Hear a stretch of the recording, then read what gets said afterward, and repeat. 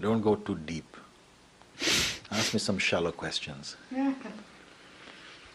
Ask me a child's question. I have one. Okay, very good. The little girl next door, her dog was just killed by a car. She's grieving. What would you say to her? I would leave her alone to grieve. I would not be in too much of a hurry to say something. Sometimes we cause much more trouble wanting to say something to alleviate grief. And by doing that, we are showing that grief should be cut short. It's not good.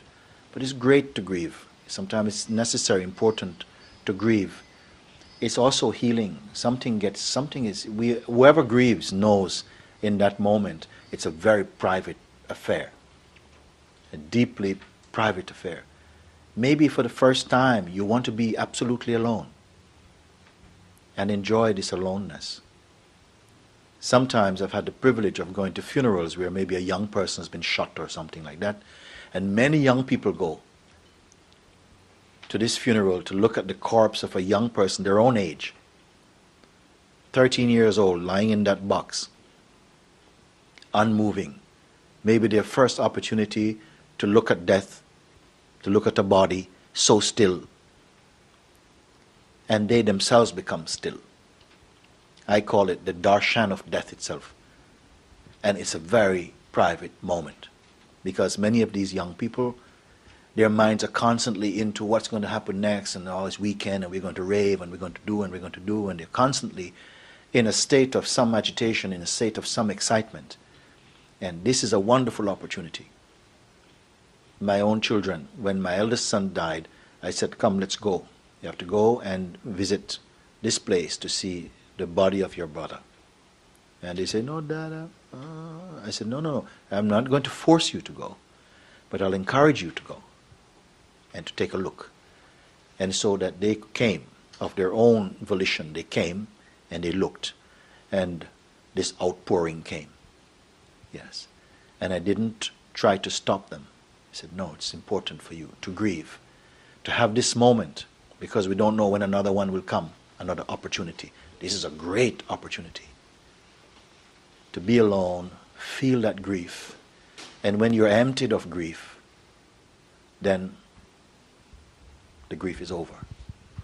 So I would not want to find something. I know many people are itching to say something like, never mind, darling, like, you'll get another one.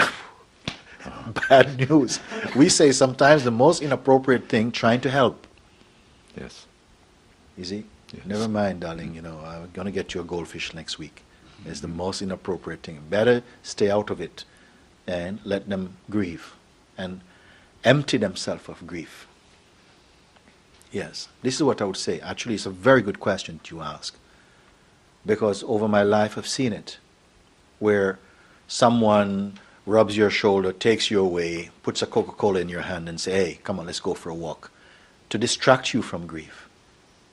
I would say, no, be very much in that moment of grief and grief. If it takes you all day, all week, all month, allow it. It's a friend. It's also an expression of grace to grieve, and grieve entirely, wholeheartedly. Cry buckets of tears if that's what's to come. Be emptied of it. And something is deeply alive in this grief. Yes. Thank you. You're welcome. Mm-hmm.